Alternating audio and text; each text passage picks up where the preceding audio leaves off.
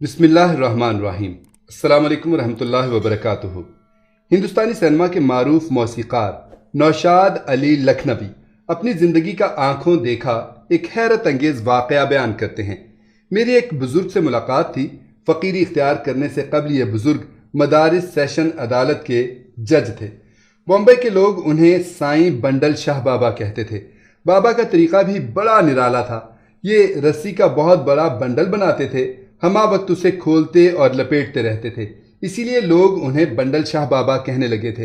एक तरह ये बाबा की तस्बीह थी। बाबा के असल नाम से कोई वाकिफ ना था।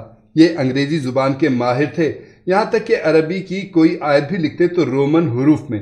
ज़बरदस्त रोशन ज़मीर थे, अक्सर मजजूबी कैफियत में रहते थे। बाबा के पास कोई मरीज़ आता तो ये अक्सर संतरा खाने की तलकीन करते। एक दिन उनके एक मुरीद से मैंने इसकी वजह पूछी तो उन्होंने कहा कि संतरा खाने से मुराद दरअसल नागपुर में बाबा ताजुद्दीन रहमतुल्लाह अलैह के दरबार में हाजिरी है। बाबा बंडल शाह बाबा ताजुद्दीन नागपुरी रहमतुल्लाह अलैह के मुरीद थे। बाबा से अगर कोई शख्स माली परेशानियों का तज़किरा करता तो ये एक सादा कागज़ पर चेक की तरह रकम लिख कर देते थे, और खुदा की कुदरत देखिए कि उस शख्स को उतनी ही रकम कहीं ना कहीं से ज़रूर मिल जाती। एक रोज़ मैं बाबा को मियाँ कारदार से मिलाने के लिए ले गया। कारदार उन दिनों माली और जहनी मुश्किलात में मुब्तला थे। कारदार स्टूडियो में एक फिल्म की एडिटिंग में मसरूफ़ थे। बाबा को मैंने कुछ नहीं बताया था कि मैं उन्हें कहाँ ले जा रहा हूँ। जब ये स्टूडियो के एडिटिंग रूम में दाखिल हुए तो मुझसे पूछा, यहाँ क्या काम होता है? मैंने जवाब दिया, बाबा यहाँ फ़ोटो खींचे जाते हैं। बाबा बजीद हो गए कि मेरा फ़ोटो भी खींचो। कंपनी के फ़ोटोग्राफ़र को बुलवा कर उनकी तस्वीर बनवाई गई। बाबा की अब ये ज़िद कि मेरा फ़ोटो अभी दिखाओ। बाबा को बहुत समझाया कि तस्वीर बनने में वक्त लगेगा, मगर उनकी ज़िद और हुक्म को देखते हुए फ़ौरन तस्वीर बनवा कर उनको पेश की गई। बाबा ने अपना फ़ोटो देखा तो बहुत खुश हुए, कहने लगे इनको कुछ देना चाहिए। उनके मुरीद ने कहा, बाबा इनको चेक दे दीजिए। मैंने मियाँ कारदार की तरफ इशारा करके उनसे कहा, बाबा फ़ोटो की ये दुकान उनकी है। कारदार इन चीज़ों पर यकीन नहीं रखते थे। मैंने उनसे कहा, बाबा आपको जो कुछ भी दें उसे एहतराम के साथ कबूल कर लीजिएगा। बाबा ने कागज़ मंगवाया और लिखा, पे टू हिम ₹25 लाख, यानी इन्हें 25 लाख रुपए दे दिए जाएं, और इसके नीचे अपने दस्तखत कर दिए। मियाँ कारदार ने ये चेक कबूल किया। मैंने उनसे कहा, इसे एहतियात के साथ रखिए। आज तक बाबा ने जिसको भी ऐसा चेक दिया वो कैश ज़रूर हुआ। कारदार ने मेरे इसरार पर वो चेक अपने पास रख तो लिया, मगर उसी के साथ ये भी कहा, नौशाद साहब इस बूढ़े ने कागज़ का टुकड़ा थमा दिया है, आप भी क्या मजाक करते हैं। कारदार की फिल्म जो बहुत ही कम लागत में बनी थी, रिलीज़ हुई तो सुपर हिट हो गई और कारदार मियाँ पर दौलत की बारिश हो गई।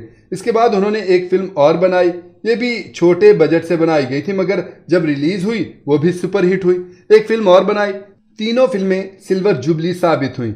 मैंने ये मंजर अपनी आंखों से देखा कि मियाँ कारदार के ऑफिस में एक तिजोरी थी और कारदार इस तिजोरी में पैरों से रुपया ठोंसते थे, क्योंकि हाथों की ताकत से ये काम ना होता था। इस वाक़े से पहले एक ऐसा ही चेक बाबा ने सनी मरहूम को भी दिया था और उनको एक साइन बोर्ड भी बना कर दिया था। उसमें नेवी, आर्मी और कमांडर जैसे अल्फाज बाबा ने लिखे थे। सनी साहब और मैं समझ नहीं पाए कि साइन बोर्ड पर जो कुछ लिखा है इसका मतलब क्या है।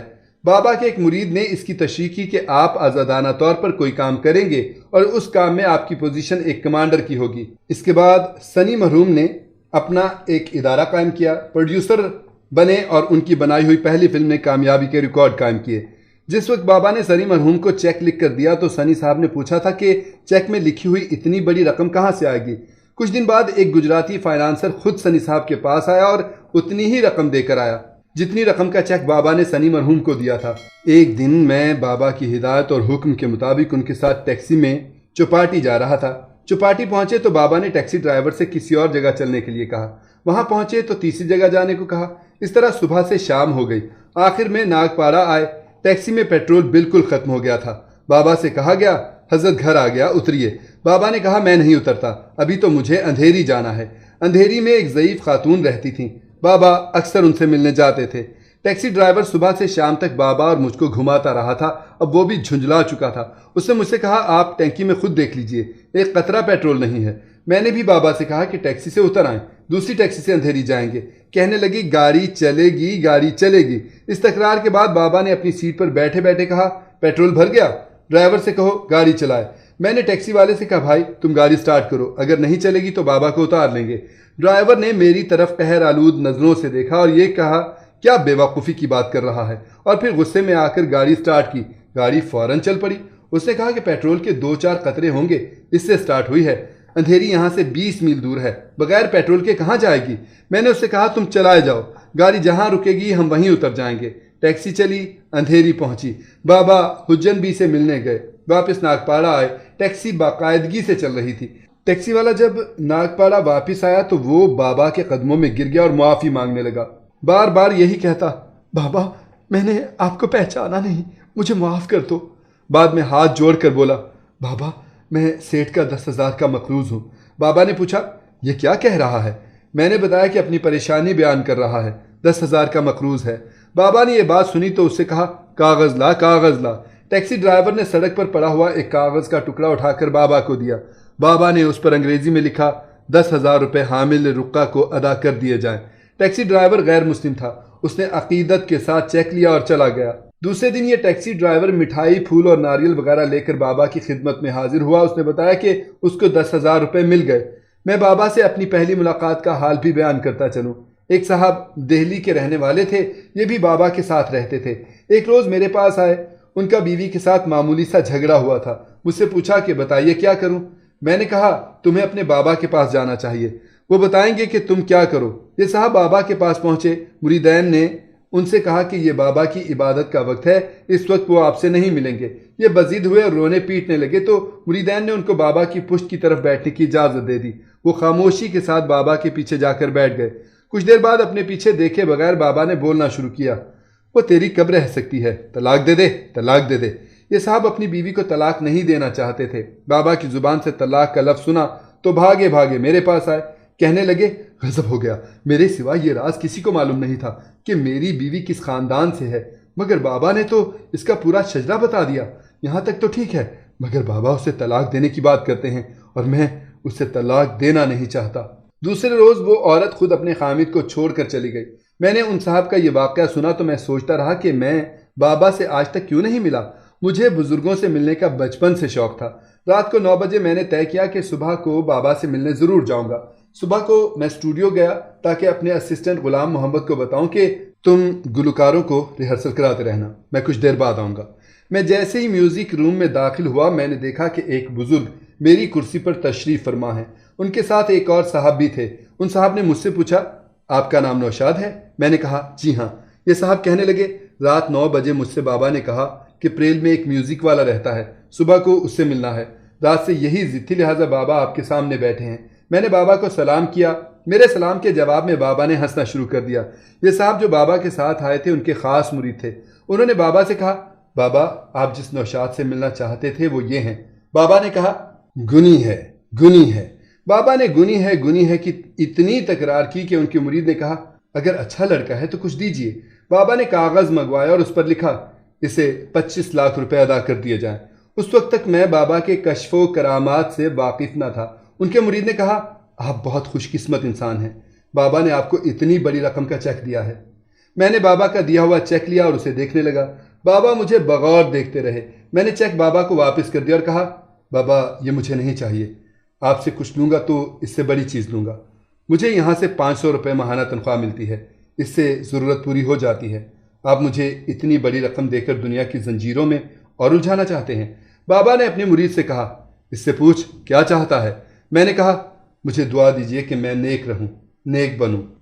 بابا نے میری بات غور سے سنی، میری پیٹھ پر زور سے ہاتھ مارا اور پھر مجھے سینے سے لگا لیا اور کہا تو پہلا آدمی ہے جو پیسہ نہیں مانگتا، یہاں تو جو ملتا ہے پیسہ مانگتا ہے، تو صرف دعا چاہتا ہے۔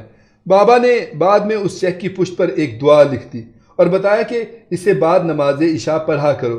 بابا نے آج سے 42-43 سال پہلے جو دعا لکھی تھی وہ میں آج تک باقاعدگی سے پڑھتا ہوں۔ دعائیہ چیک ملنے کے دوسرے تیسرے دن سے لوگ گھر آنے لگے، نئی آفرز آنے لگی، مگر میرا قاعدہ تھا کہ میں ایک وقت میں ایک یا زیادہ سے زیادہ 2 فلموں کی موسیقی ترتیب دیتا تھا۔ لہٰذا میں نے وقت کے اتنے بڑے بڑے اداروں اور فلم میکرز کی فلمیں سائن نہیں کی۔ انہی دنوں فلمستان کے مالک جالان صاحب رات کے وقت میرے گھر تشریف لائے اور انہوں نے مجھے 20-25 ہزار روپے ماہانہ تنخواہ پر فلمستان میں کام کرنے کی آفر دی۔ بابا کے چیک دینے کے سال ڈیڑھ سال بعد جب میں نے حساب لگایا تو حیرت زدہ رہ گیا۔ اگر میں یہ تمام فلمیں سائن کر لیتا تو مجھے وہی معاوضہ ملتا جو بابا نے چیک میں لکھا تھا۔ ایک دن میاں کاردار نے مجھ سے کہا، واقعی نوشاد صاحب، بابا نے مجھے جو چیک دیا تھا وہ کیش ہو گیا۔ پھر انہوں نے مجھے اپنا ایک خواب سنایا کہ بابا اسٹوڈیو میں شوٹنگ دیکھنے آئے ہیں اور کرسی پر بیٹھے ہوئے شوٹنگ دیکھ رہے ہیں۔ اتنی دیر میں یونٹ کے لوگوں نے شور مچایا کہ بابا مر گئے۔ میں نے پیچھے مڑ کر دیکھا تو بابا کرسی پر لڑک گئے تھے۔ یہ خواب بیان کرنے کے بعد کاردار نے مجھ سے کہا، بابا کی خیر خبر معلوم کیجئے کہ کہاں ہیں، مجھے تو ان کو نظر پیش کرنی ہے۔ بابا ناگپاڑا میں رہتے تھے۔ وہاں جا کر معلوم ہوا کہ بابا کا اسی رات انتقال ہوا جس رات میاں کاردار نے ان کو خواب میں دیکھا تھا۔ بابا کا مزار سونا پور قبرستان بمبئی میں ہے۔ ہندوستانی سینما کے معروف موسیقار نوشاد علی لکھنوی کی پیدائش 25 دسمبر 1919 کو ہوئی تھی۔ شاہجہاں، دل لگی، دلاری، انمول گھڑی، مغل اعظم، بیجو باورا، انداز، آن، امر، داستان جیسی کئی مشہور فلموں کی دل کو چھو لینے والی موسیقی اور نغموں کے باعث بر صغیر پاک و ہند میں موسیقی سے لگاؤ رکھنے والی عوام شاید کبھی نہیں بھلا سکیں گے۔ انہیں موسیقار اعظم کے نام سے بھی جانا جاتا تھا۔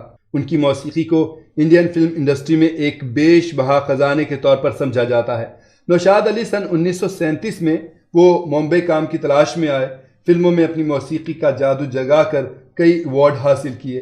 فلموں میں اپنی موسیقی کا جادو جگانے والے موسیقار اعظم کی آخری فلم اکبر خان کی تاج محل تھی، اور ان کی موسیقی کی تعریف میں وزیر اعظم ہند منموہن سنگھ نے ایک توصیفی سرٹیفکیٹ بھی دیا۔ انہیں دادا صاحب پھالکے ایوارڈ اور سنگیت اکیڈمی ایوارڈ ملا۔ حکومت نے انہیں پدم بھوشن کے خطاب سے بھی نوازا۔ مئی 2006 کو دل کا دورہ پڑنے سے ممبئی میں انتقال کر گئے تھے۔